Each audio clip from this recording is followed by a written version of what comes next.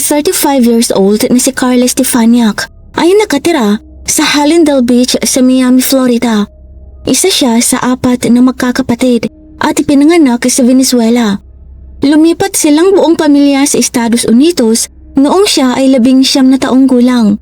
Nanatili sila roon hanggang siya ay 23 years old bago nagdesisyong bumalik. Ngunit nagustuhan ni Carla ang buhay sa Florida at masaya siyang manatili roon ng mag-isa.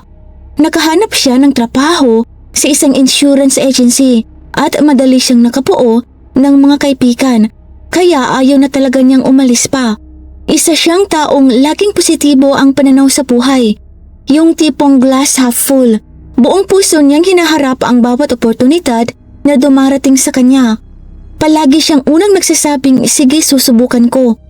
Ayon sa kanyang kapatid na si Mario, bata pa lang si Carla ay mahilig na itong gumawa ng kung ano-anong kalokohan.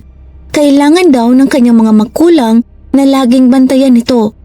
Ayon naman sa kaibigan niyang si Greg, kapansin-pansin ang kanyang malakas at masiglang personalidad sa paraan ng pananamit, pagsasalita at sa lahat ng bagay. Isa siyang taong hindi madaling makalimutan. Inilarawan naman siya ng isa pang kaibigan bilang isang masiglang Latina na mahilig sa pagkikipagsapalaran. Mahilig siyang maglakbay mula sa paglibot sa Iceland sakay ng RV at sa pagski sa Switzerland hanggang sa masiglang buhay sa New York City.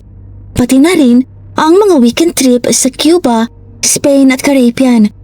Gusto niyang makita ang lahat. Dinodokumento niya ang bawat biyahe. Ibinabahagi ang kanyang mga karanasan sa mundo at umaasang balang araw ay magagawa niya itong maging full-time na online na trabaho. Ang kapatid niyang si Carlos ay may asawang nagngangalang April at matalik na kaibigan sina Carla at April. Nagbibiro pa si Carlos na mas madalas kausap ng kapatid niya ang kanyang asawa kaysa sa kanya. Hindi sila mapaghiwalay. Kaya naman, nang papalapit na ang ika-36 na kaarawan ni Carla, nagplano silang magbakasyon na April sa Costa Rica. Gumawa si Carla ng itinerary at pinlano ang bawat detalye ng kanilang 1 linggong biyahe. Walang dapat palampasin sa napakagandang lugar na iyon. Noong November 22, 2018, dumating sina Carla at April sa Costa Rica sa araw mismo ng Thanksgiving. Nag-book sila sa ilang hotel at ang huli nilang titigilan ay isang Airbnb sa loob ng isang gated complex sa kabundukan ng Escazú, mga 10 minuto mula sa San Jose. May magagandang tanawin mula sa kanilang mga sariling balkonahe. May mga gwardya at may pool. Perpektong pagtatapos sa isang napakagandang bakasyon.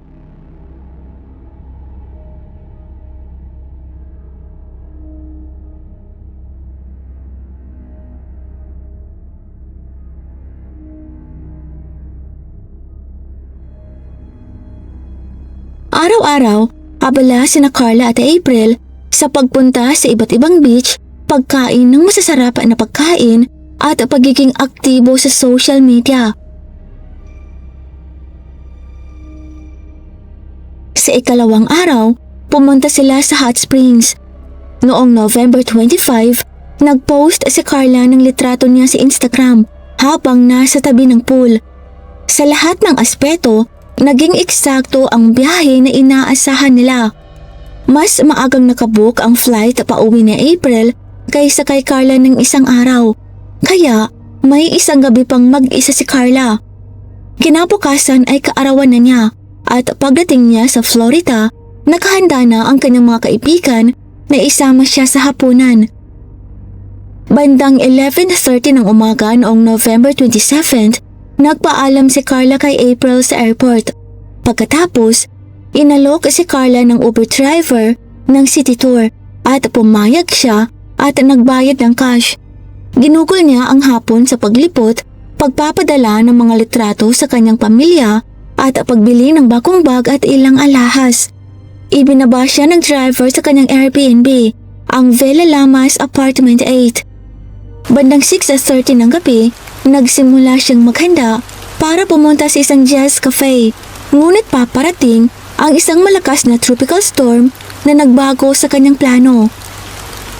November 27, bandang alas 8 ng gabi, mag-isa si Carla sa villa. Natapos niya ang kanyang online check-in para sa flight at inayos ang susundo sa kanya kinabukasan ng alas 8:30 ng umaga ang parehong Uber driver. Plano niyang mamili at kumain bago ang kanyang flight. Habang lumalakas ang bagyo, tumatama ang mga sanga ng puno sa bintana at malakas ang buhos ng ulan sa bubong. Napakaingay. Nagpadala si Carla ng mensahe sa kanilang family WhatsApp group.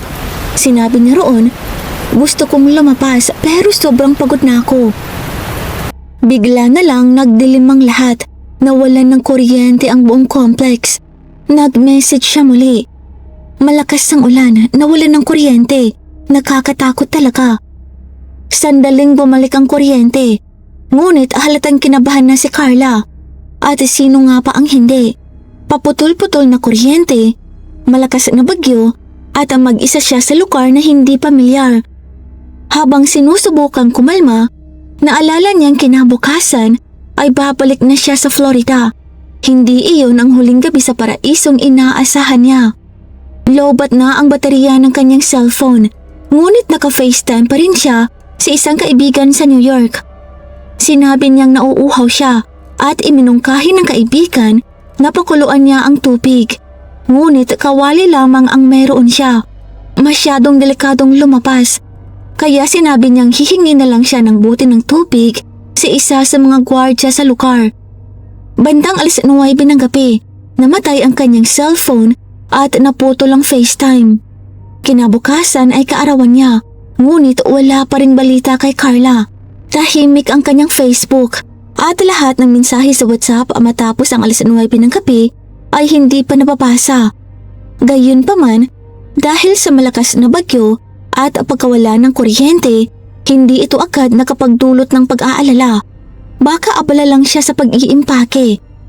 Bandang 8:30 ng umaga, dumating ang Uber driver para sunduin siya, ngunit hindi siya nagpakita.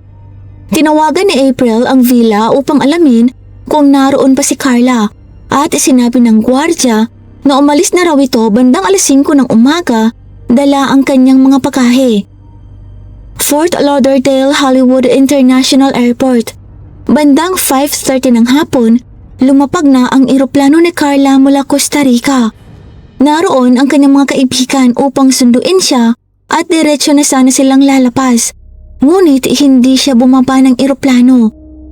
Napakarami ng senyales na may mali. Agad na tumawag ang kanyang pamilya sa mga otoridad sa Costa Rica. Subalit, sinabihan silang maghintay ng 48 oras. Dahil si Carla ay isang adult, kailangan daw ng mas maraming oras bago aksyonan. Ngunit mapilit ang kanyang pamilya. Kung alam lang sana nila kung gaano kalala ang sitwasyon. Sa wakas, pumayag ang pulisya na magpadala ng patrol car sa villa. Ang Airbnb na tinuluyan ni Carla ay napakalinis. Wala na rin ang kanyang mga gamit. Sa sobrang linis nito, may iba ng turistang nakapag-check-in na nakababahala kung may nangyari man doon dahil maaaring may mga ebidensyang hindi sinasadyang nagalaw. Kinapanayam ng pulisya ang cleaning team at sinabi nilang wala silang napansing kakaiba. Maayos at malinis daw ang pagkakaayos ng villa. Hanggat hindi pa lumilipas ang 2 araw, nag-aatubili ang pulisya na gumawa pa ng karagdagang aksyon. Samantala, gumawa ang pamilya ni Carla ng isang malaking group chat na may humigit kumulang 60 katao at bawat isa ay may kanya-kanyang gawain. May nakatalaga sa pagtawag sa pulisya, may kumukontak sa Airbnb, may nagpo-post sa social media at may nakikipag-ugnayan sa mga reporters. Nakontak nila ang may-ari ng Airbnb at ayon dito, base sa nakausap niyang security team, umalis daw si Carla bandang alas 5 ng umaga sa araw ng kanyang flight. Sumakay daw siya sa Uber dala ang kanyang mga bagahe.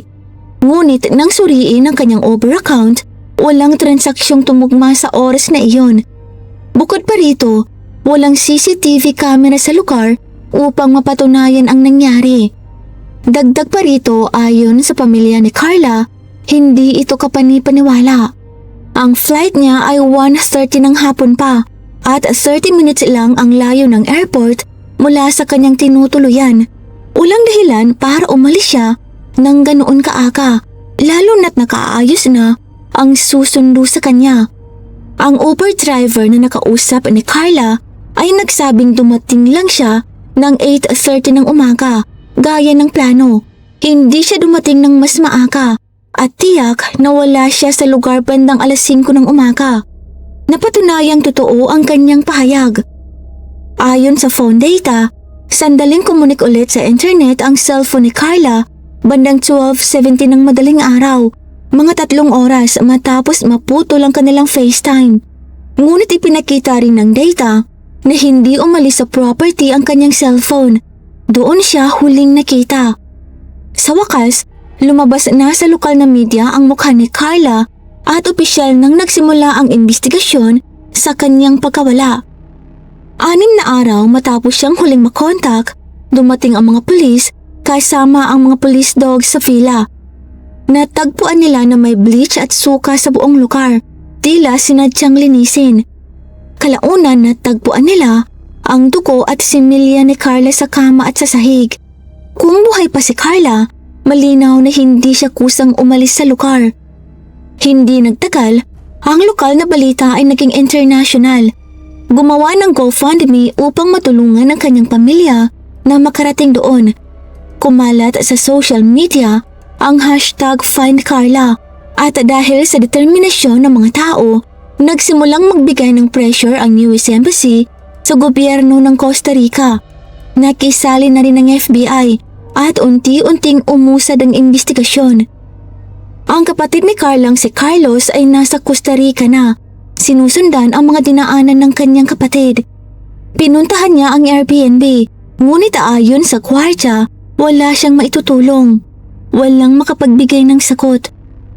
Mahigit 1 linggo na ang lumipas. Habang ang mga naiwan sa kanilang lugar ay naghihintay, nagbabantay sa kanilang mga cellphone at patuloy na umaasang may magandang balita sa Costa Rica. Unti-unting naging totoo ang kanilang pinakakinatatakutang mangyari. Tanghali noon sa San Antonio Diaz Cazo na lugar nang mag-react ang mga sniffer dogs sa isang bahagi ng masukal na lugar. Natagpuan nila ang nabubulok na bangkay ng isang babae. Bahagyang hubot-hubad ito, kalahating nakabaon sa lupa at binalot ng plastic. Mga 300 meters lamang ito mula sa complex kung saan tumutuloy si Carla. Bagamat kailangan pang kumpirmahin sa pamamagitan ng dental records, agad nang inilabas ng media ang balita at malakas ang hinalang si Carla ang natagpuan. Ayon kay Carlos, nang matanggap niya ang tawag, alam na agad niya. Hindi na niya kailangan ng kumpirmasyon. Tumingala siya sa langit at umiyak. Ramdam niyang kapatid niya yun. Sa malapit, natagpuan ng cellphone, passport, laptop at maleta ni Carla. Ang sanhi ng kanyang pagkamatay ay matinding tama sa ulo at siya ay pinagsasaksak ng maraming beses. Puno ng sugat ang kanyang mga braso at leeg. Nalinsad ang kanyang panga at napali ang kanyang leeg. Ayon sa forensic pathologist, napakalakas ng pagkakasaksak sa kanyang likod kaya napali ang 2 niyang vertebrae. Ang mga pinsala sa kanyang katawan at ang DNA sa ilalim ng kanyang mga kuko ay nagsasabing lumapan siya ng matindi hanggang sa kanyang huling hininga. Ang kanyang mga huling sandali ay naganap sa isang liblib na lugar. Walang kuryente, may malakas na bagyo at napakaingay sa labas na malamang ay walang makakarinig kung siya man ay humingi ng tulong. Isa yung bangungot. Ipinahiwatig ng pulisya na ang motibo ay maaaring sexual, lalo na't may natagpo ang similya sa Airbnb. Ngunit hindi nila inilabas sa publiko ang detalyeng kumpirmasyon tungkol sa posibleng panghahalay. Tinatayang namatay si Carla bandang 10:00 ng gabi, ilang oras lamang matapos niyang planong humingi ng tubig sa isa sa mga kwartya. Paulit-ulit na kinapanayam ang lahat ng tao sa paligid ng apartment at sinabing lubos na nakikipagtulungan ang may-ari ng Airbnb. Isa sa mga gwardya na naka-assign sa apartment 8, ang villa na inuupahan ni Carla, ay kanilang kinausap. Nakatira pa siya sa katabing gusali. Napansin na may mga sariwang gasgas siya sa katawan at pabago-bago ang kanyang mga kwento. Kaya agad siyang pinaghinalaan. Ang 32 years old na si Bismarck Espinosa Martinez ay unang nagsabing nakita niyang sumakay si Carla sa Uber. Ngunit kalaunan ay sinabi niyang natutulog siya at wala siyang alam. Habang kinakausap siya, lalo siyang naguguluhan sa kanyang mga sagot. Habang iniimbestigahan ang kwento tungkol sa pag-alis ni Carla bandang alas 5 ng umaga, naging malinaw na si Bismarck lamang ang pinagmulan nito. Walang ibang makapagpatunay at hindi rin ito tugma sa records ng kanyang mga transaksyon. Ipinakita rin sa autopsy na matagal nang patay si Carla bago pa ang oras na yon. May access si Bismarck sa villa ni Carla, pati sa iba pang units at sa buong paligid. Mga lugar na hindi basta mapapasok ng ibang tao. Dito rin natagpuan ang katawan ni Carla. Hindi nagtagal inaresto siya ng mga pulis. Kalaunan, napatunayang tugma ang kanyang DNA sa natagpuan sa ilalim ng mga kuko ni Carla at sa mga ebidensya sa villa. Nadiskubre rin na tinawagan pa niya ang kanyang asawa matapos ang krimen at inamin sa asawa ang kanyang ginawa.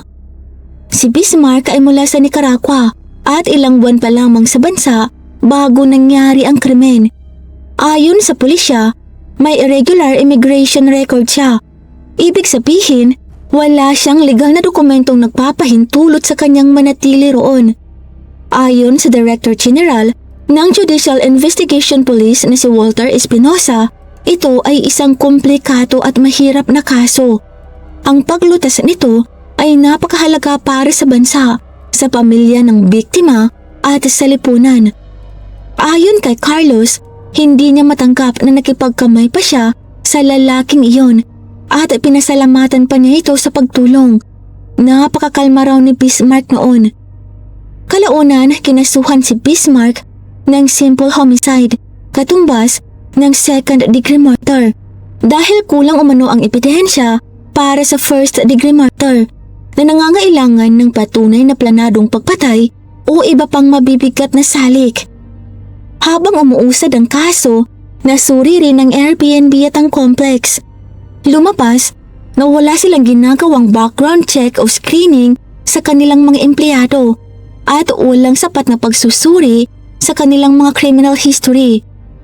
Iginiit ng depensa ni Bismarck ang kanyang pagiging inosente hanggang sa paglilitis at sinabing may pagkukulang ang investigasyon. Noong 2020, sa wakas ay humarap sa korte si Bismarck sa Costa Rica. Doon walang jury system, kaya 3 hukom ang nagpasya sa kanyang kaso.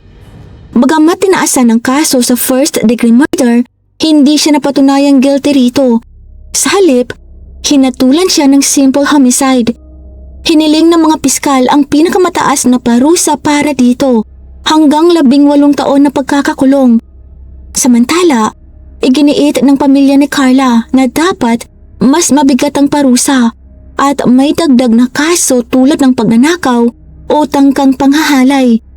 Sa huli, hinatulan si Bismarck ng 16 na taon sa bilangguan. Nag-file rin ng civil lawsuit ang pamilya ni Carla laban sa Airbnb at sa Villa Lamas Resort. Ayon sa kaso, naging pabaya ang mga ito dahil hindi sila nagsagawa ng background check o anumang hakbang upang matiyak kung karapat-dapat ba si Bismarck Martinez sa kapangyarihan at sa responsibilidad na ibinigay sa kanya. Ayon sa kanilang abogado, wala ring legal na pahintulot si Bismarck para magtrabaho. Ngunit binigyan pa rin siya ng sariling tirahan sa loob ng compound, isang apartment na nagkataong katabi lamang ng villa na inuupahan ni Carla. Ang pinsalang dinanas ni Carla Stefaniak na dulot ni Bismarck Martinez ay isang inaasahan at kilalang panganib sa industriyang ito. Ang trabaho ni Bismarck ay may kasamang libreng paggamit ng isang hotel apartment at paski na nagbibigay sa kanya ng access sa lahat ng kwarto ng complex. Inakusahan ng Airbnb na hinahayaan ng mga landlord na mag-operate na lampas sa mga batas na sinusunod ng mga karaniwang hotel. Ayon sa demanda, habang nagpo-post ang nasasakdal na Airbnb ng mga positive at papuring review tungkol sa resort at sa mga host nito, may mga ulat na mula pa noong 2013 tungkol sa mga bisitang nagkaroon ng masasamang karanasan at nagsabing sila ay nabiktima ng mga tauhang konektado sa resort. Mga impormasyong hindi isinama o nilinis sa kanilang promosyon at advertising. Isa pang binanggit ng pamilya ni Carla na nakasaad din sa kaso ay ang paniniwalang posibleng higit sa isang tao ang sangkot sa pagtatapon ng kanyang bangkay. Sang-ayon dito ang kaibigan niyang si Greg na nagsabing tila napakahirap paniwalaan na kayang gawin ng isang tao lamang ang pagpatay, paglilipat ng katawan at paglilinis ng lugar bago pa dumating ang susunod na kwardya. Hanggang ngayon, hindi pa rin tiyak kung sino-sino ang maaaring kasapwat. Inatasan si Bismarck at ang Villa Lamas na magbayad ng mahigit $50,000 o mahigit 2.9 million pesos sa kasalukuyan bilang danyo sa pamilya. Ito ay utos mula sa korte ng Costa Rica at ihiwalay sa isinampang kaso sa Estados Unidos laban sa Airbnb. Ang kaso laban sa Airbnb ay hindi nagresulta sa isang detalyadong pampublikong hatol at walang opisyal na record na umamin ang Airbnb ng pananagutan o naglapas ng eksaktong halaga ng kapayaran. Sa halip, pinaniniwala ang maaaring nagkaroon ng pribadong kasunduan na karaniwan sa ganitong mga sitwasyon. Inalis din ang listing mula sa platform. Ang kaso ni Carla ay patuloy na nagbubukas ng mahihirap na tanong tungkol sa kaligtasan, pananagutan at ang mga investigasyon sa mga bansang hindi pamilyar sa atin. Sa katunayan, nangyari ang kanyang pagkawala ilang linggo lamang matapos maglunsad ang Tourism Board ng Costa Rica ng kampanya para sa kaligtasan ng mga turismo. Para sa karamihan ng mga manlalakbay, walang masamang nangyayari hanggang sa isang gabi sa isang lugar, bigla na lang magbago ang lahat. Matapos ang pagkamatay ni Carla, hindi lamang ang lalaking pumatay sa kanya ang pinagtuunan ng pansin, kundi pati ang mga sistemang nakapaligid dito, ang property, ang seguridad at ang platform na nagbigay daan sa kanyang pananatili, ang Airbnb. Hindi pumunta si Carla sa Costa Rica upang maghanap ng panganib o makipagsapalaran sa delikado. Ginawa lamang niya ang kanyang minamahal, ang maglakbay, mag-explore at ipagdiwang ang isa na namang mahalagang yugto ng kanyang buhay. Dapat sana'y naging ligtas siya at nakauwi na may dalang masasayang alaala, handang salubungin ang panibagong taon ng kanyang buhay, hindi bilang paksa ng mga balita at record ng korte. Ito lamang po para sa araw na ito. Maraming salamat po sa pagsubaybay. At para po sa early access sa ating mga upcoming videos, join po kayo sa ating Crimes in Tagalog Stories Fam. Nasa description po sa ibaba ang link. Ito lamang po para sa araw na ito. Magkita po tayo sa susunod na kwento. At sa muli, mag-ingat po tayong lahat. Paalam!